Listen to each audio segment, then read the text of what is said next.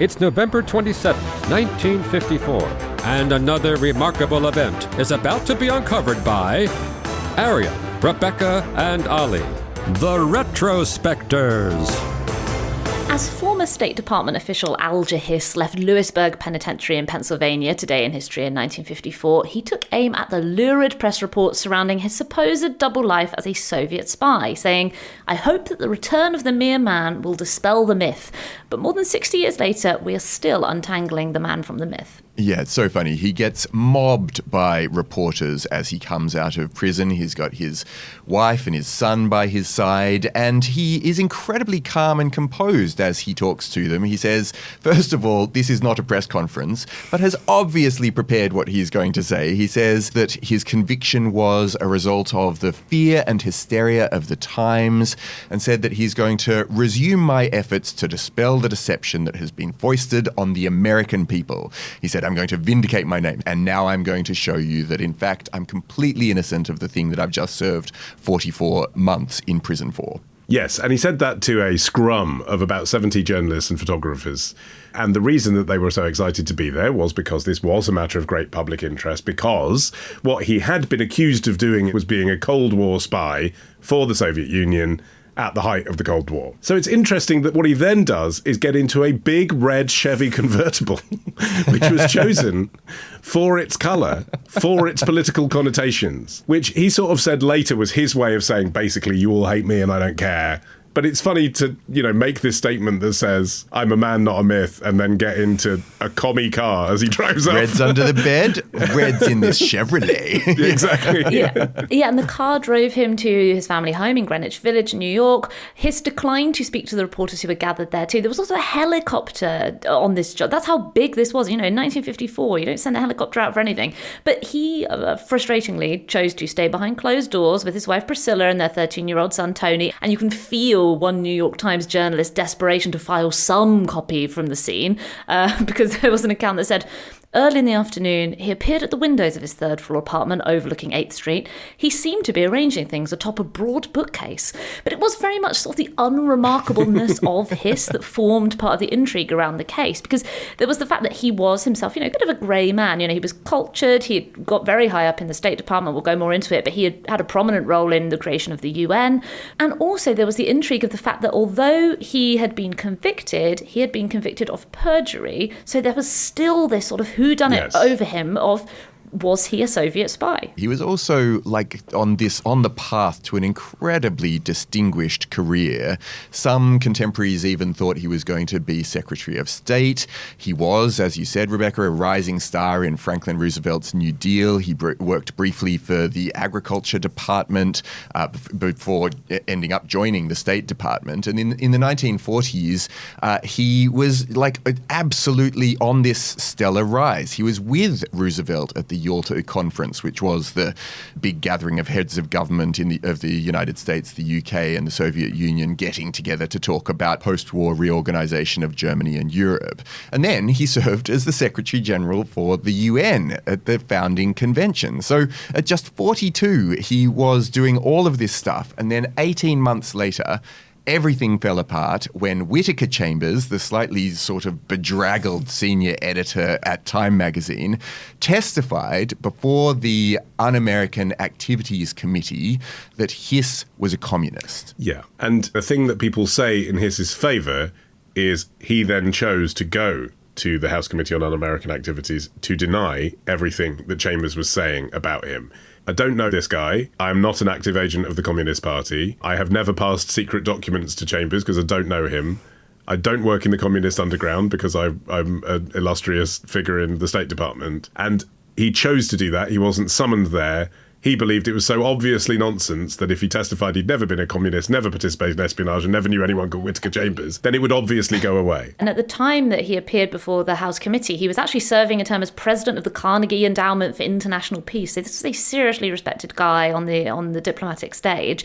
And so they really formed a contrast in front of members of the Senate, because Whitaker Chambers was this, as you say, slightly rumpled, like the classic image of a 1940s news editor. He was kind of pudgy and a bit dishevelled and used very colourful language, spoke very colourfully. And then Hiss was this very dignified man in a suit, like calmly explaining his distinguished career.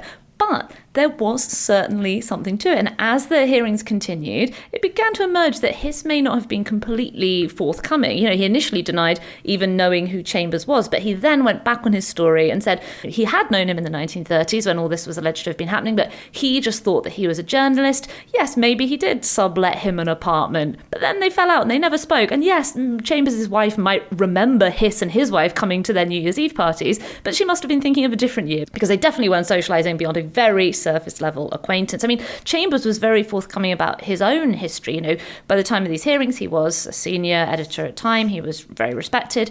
But in the 1930s, he had been the member and eventually leader of the Ware Group, who were a ring of communist sympathisers and infiltrators within the US government, of whom Hiss was alleged to be a fellow member. But one thing that cannot be underestimated in its significance to all of this is the role of Richard Nixon, because at the time, Nixon was this 35-year-old junior Republican representative from California, but unlike some of his colleagues on the committee, Nixon took Chambers intensely seriously. And so he got Chambers and Hiss separately, probed them one by one, and then put together the inconsistencies. And I think his instincts and also his persistence proved to be really, really crucial, because he got the Un-American Affairs Committee to continue its investigation, even when it seemed to be collapsing due to political pressure, because Hiss was a big deal. And there was a lot of powerful forces that really did not want this trial to continue, plus the public skepticism. But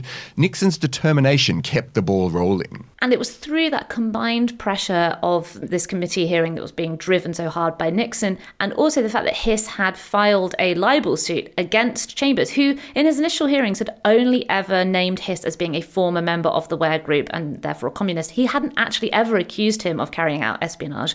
But through this combined pressure, Chambers was then prevailed on to produce his key evidence, a trove of typewritten copies of internal government documents, and crucially several notes in Hiss's handwriting, including summaries of confidential reports, all of them supposedly to be passed on to Soviet handlers. And Chambers also had 5 canisters of microfilm images of stolen government documents, supposedly given to him by Hiss, which he had hidden in a hollowed out pumpkin. Such a good detail, that, isn't it? Americans listening to this will be like, I've vaguely heard of this, but oh yeah, the pumpkin. Papers, the pumpkin's the thing everyone remember. Only the microfilm canisters were actually in there. All of the paperwork, obviously you wouldn't keep it in a hollowed out pumpkin, but obviously the press heard pumpkin, great. The Pumpkin Papers. We got it. And it's actually referenced in North by Northwest. Cary Grant refers to a sculpture containing hidden microfilm as the pumpkin. But it exemplifies the difference between them as well, doesn't it? Like, it's so not Hiss. He's from this world of John Hopkins and Harvard Law and Washington.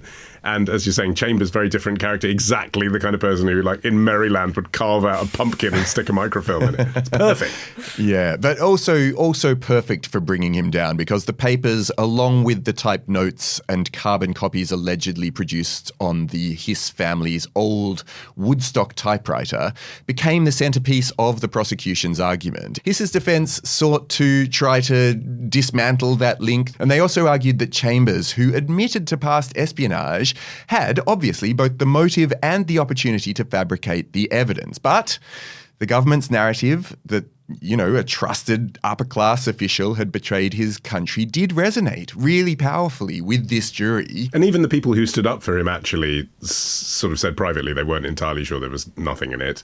Eleanor Roosevelt, for example, stood by him but did believe that he was covering up for his wife, Priscilla. But, the liberal elite did support him in his trial, so this became what you'd now call a culture war, right? The future presidential candidate Adlai Stevenson appeared as a character witness. The editor of Nation magazine, Harry Truman, Secretary of State, Dean Acheson stood by him.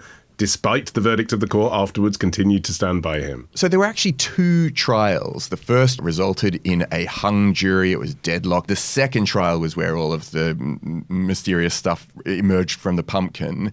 And after 30 hours of deliberation, this second jury found him guilty on both counts of perjury. Judge Goddard sentenced Hiss to 5 years in prison, and he was disbarred and stripped of his pension, and his reputation, you could say, was pretty permanently destroyed. Yes, although given that, his prison reading list didn't exactly help his case. He requested the memoirs of Lenin's widow The autobiography of a Canadian doctor who joined the Chinese Red Army, a radical interpretation of American slavery, and texts of Eastern philosophy. So, I mean, the other thing, of course, that happened very soon after he went behind bars was this whole case was used to justify McCarthyism.